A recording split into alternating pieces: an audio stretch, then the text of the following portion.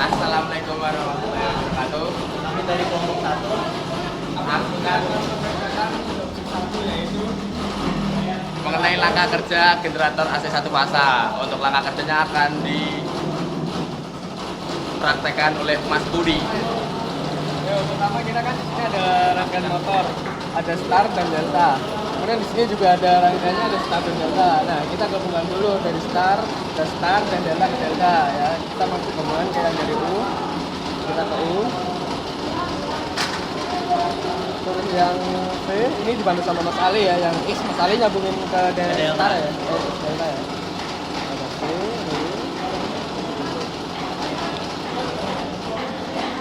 Nah, di sini kita ada trafo ya.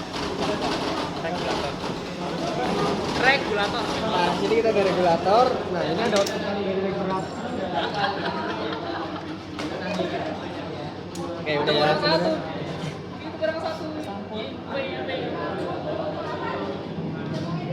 Ketinggalan. Sedikit susah teman-teman. Oke, kemudian di sini ada outputan dari generator ini. Ini sebenarnya kita akan regulator. Di sini regulator ini digunakan untuk Daya dari motor ini sendiri ya. Kita gabungin ke RST ini ya, sesuai warna.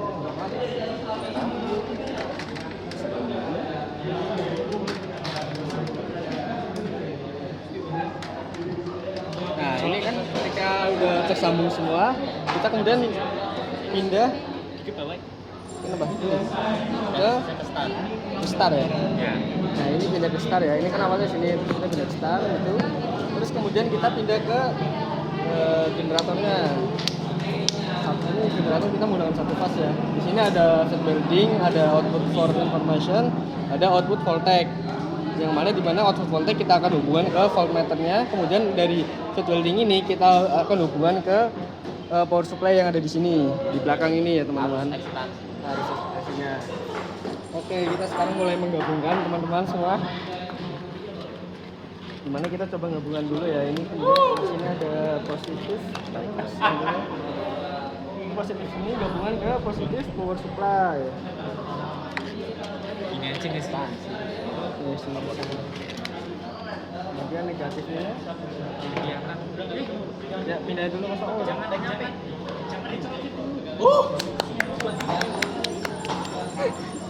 Geser. Main video main ketok. Ya. Nah, ini kan ada yang positif, kemudian kita colokin ke positif juga. Aku mau Terus ada sisi negatif, kita colokin ke sisi negatif. Kemudian kita colokin output. Nah, ini positif, kita colokin ke sini juga. Terus satu lagi mana ya? Ini. Oke ya? ya. Pas. Rangkaiannya kayak gini ya. Nah, ketika semua rangkaian ini tersambung, mari kita coba menyalakan regulator ini ya untuk menghidupkan dinamonya ini sendiri. Nah, sebelum ini dinyalakan, ini sudah terhubung ke listrik AC dulu ya teman-teman. Dimana instalatornya sudah terhubung, terus kita nyalakan mulai dari keluarannya ini. Kita nyalakan sini. Kita putar regulator sesuai kita yang inginkan. Nah, dinamo mulai bergerak. Terus kita mau ngukur nih, misal kita membutuhkan 1500 rpm, kita mengukur menggunakan alat ini.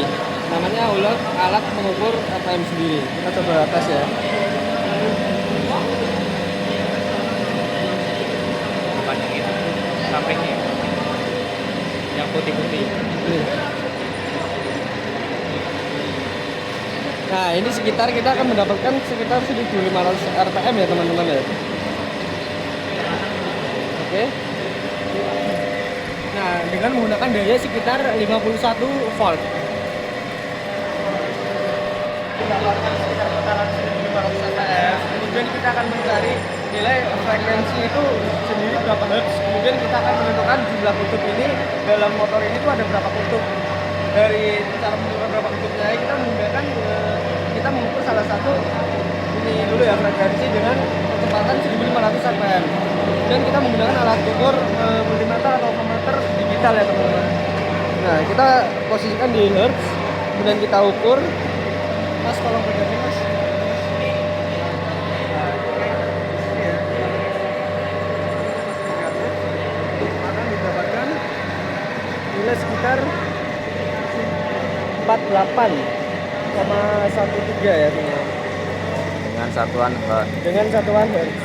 Sekitar frekuensinya, nah dengan kecepatan motor 1500 rpm, kita dapatkan sekitar 48,12 hertz frekuensinya.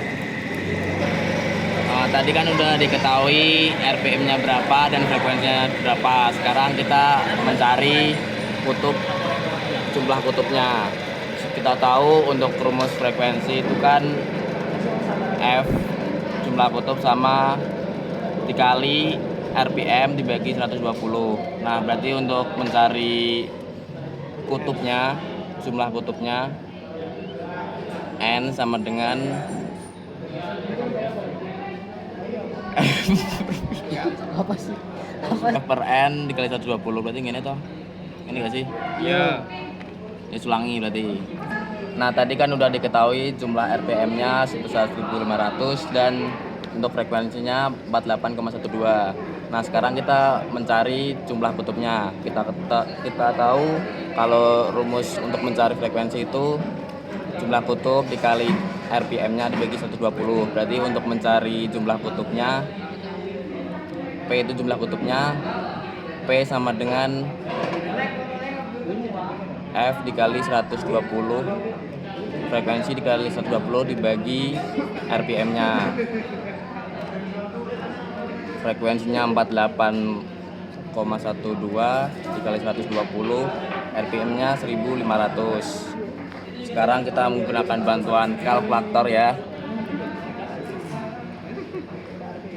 48,12 dikali 120 dibagi 1500.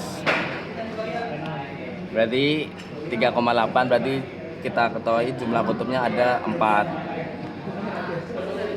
Nah, setelah kita tadi dibantu sama Mas Dubai hitung-hitungan mencari nilai kutubnya, untuk RPM 1500 ini di dalam generator motor ini kita dapat diketahui bahwa kutubnya ada 4.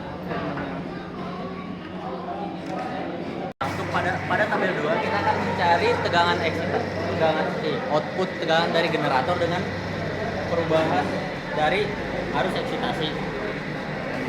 Dengan melalui ini harusnya kita dapatkan dari power supply. Arus eksitasi kita dapatkan dari power supply. Nah, kita akan mengukurnya dalam satuan ampere. Nah, selanjutnya setelah ini kita ubah, kita akan mengukur output tegangan dari generatornya. Di sini kita akan coba mengukur pada tabel 1 tuh kita coba mencari pada dengan arus 0,1 ampere.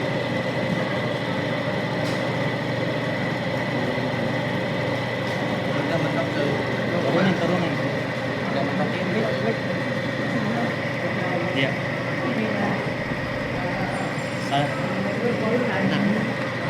Nah, setelah kita dapat setelah kita mendapatkan arus eksitasinya, selanjutnya kita pada angka 0,2 mA.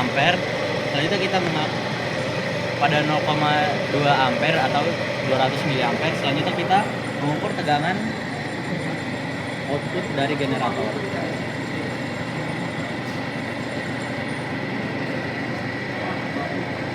Nah, setelah didapatkan tadi tegangan sekitar 0,2 mA, kemudian kita didapatkan nilai nilai tegangannya sekitar berapa ini? 100-an ya, 100 volt. Kurang stabil. Enggak, ini nggak bisa stabil, tolong mas ini dipegang aja mas, biar nggak gerak-gerak mas.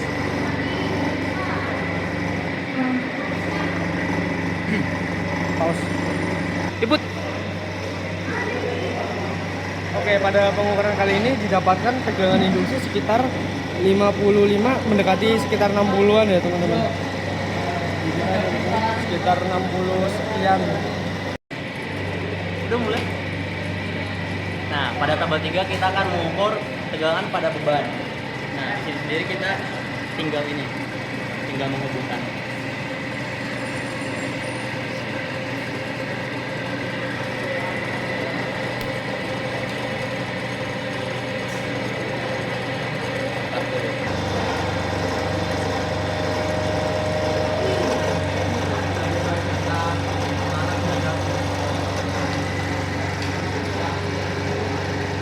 Kita mengukur dalam satuan volt.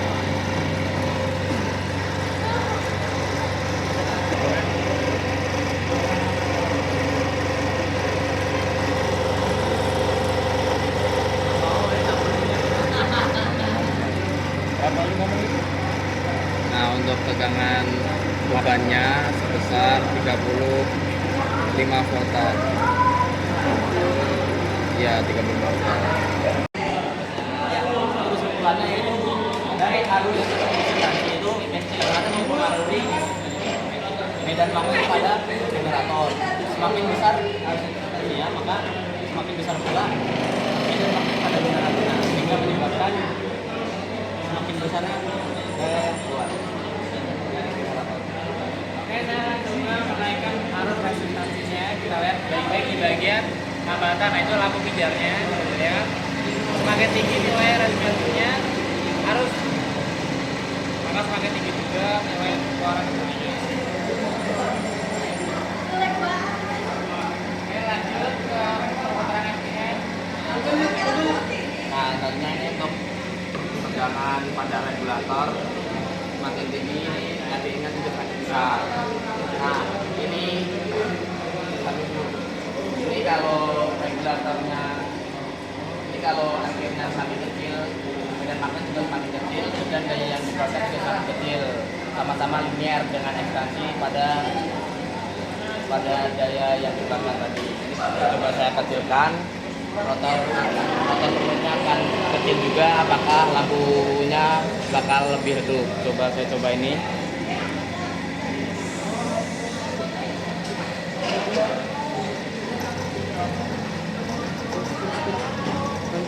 Ini saya putar sampai 25. Nah, putaran rotor semakin pelan. Udah mati, Cok. Mana enggak langsung, Cok. Kata lagi Nah, untuk besaran tegangan regulator ini kan akan mempengaruhi besar kecilnya putaran rotor. Nah, putaran rotor ini juga linear dengan daya yang dikeluarkan pada lampu. Sama halnya saat arus ekspansi dengan daya lampu tadi, sama-sama linear. Ini misalnya sebesar 250 volt. Ketika saya kecilkan, rotor bakal berputar lebih pelan dan lampu juga akan redup. Kita coba 250 ke 50 voltan. Menunggu rotornya berputar semakin lambat, begitu juga lampunya semakin redup. Jadi untuk RPM linear dengan lampu. Udah selesai.